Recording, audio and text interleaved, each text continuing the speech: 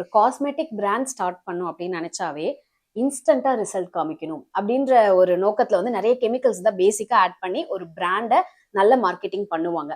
ஆனா நீங்க நம்ம ஆரம் ஹெர்பல்ஸை கம்ப்ளீட்டா நேச்சுரல் ஹெர்பல் ப்ராடக்ட்ஸா கொண்டு போகணும்னு நினைச்சதுக்கான ஒரு நோக்கம் என்ன? அந்த சமயத்துல என்னன்னா நிறைய பார்லர்ஸ், பியூட்டி பார்லர்ஸ் கிராப்பிங் அப், ஒவ்வொரு ஸ்ட்ரீட்டுக்கு ஒவ்வொன்றுன்ற லெவல்ல இருந்தது. ஸோ எல்லாருமே வந்து கெமிக்கல் பேஸா தான் இருக்கும். ஸோ அந்த மாதிரி பண்ணும்போது கோர்ஸ்ல வந்து ஐ ஜஸ்ட் ஆஃபர்ட், நான் வந்து ஹெர்பல் காஸ்மெட்டிக்ஸ் மேனுஃபேக்சர் பண்றேன் அப்படின்னு சொல்லி அந்த கோர்ஸுக்கு வந்து ஐ ஜஸ்ட் அதுலயே வந்து கேட்பாங்க. அதுல வந்து ஸ்பெஷலைசேஷன் ஹெர்பல் காஸ்மெட்டிக்ஸ் போட்டு. ஸோ அந்த workshop they have to give as.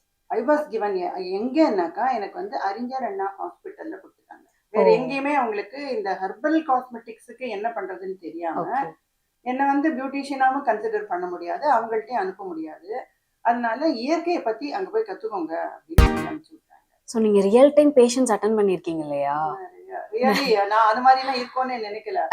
But ரொம்ப கஷ்டமா இருந்தது எனக்கு. மார்னிங் 7 to 9 ஓபியில போய் உட்காந்துக்கணுங்க. ஸ்கின் டிபார்ட்மெண்ட்ல வர அவங்க எல்லாருக்கும் என்ன பண்றாங்கன்னு, எப்படி டயக்னோஸ் பண்றாங்க, என்னென்ன மாதிரி ரீசன்ஸ் வருது, இதெல்லாம் பார்த்துட்டு அதுக்கப்புறம் 10 o'clock மேல அங்க இருக்கிற கார்டனை விசிட் பண்ணி I have to prepare a report.